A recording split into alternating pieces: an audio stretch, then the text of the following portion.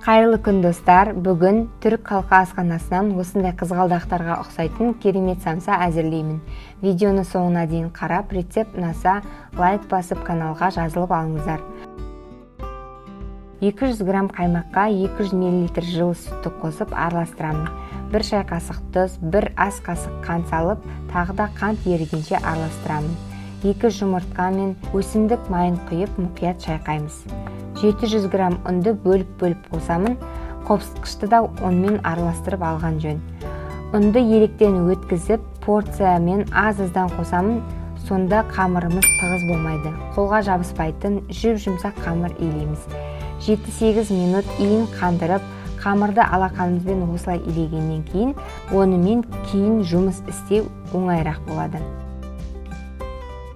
Енді үстел бетіне қамырымызды қойып, ыдыспен бетін жауып, 20-30 минутқа қалдырамыз. 20-30 минут өткеннен кейін қамырды 31 бөлікке бөліп, домалақтап шар сияқты форма беріп, бетін кеуіп қалмас үшін целлофан қалтамен жауып қоямыз. Әрбір шарымызды оқтаумен жаямыз. Керек болса аздап ұн сепсеңіз де болады.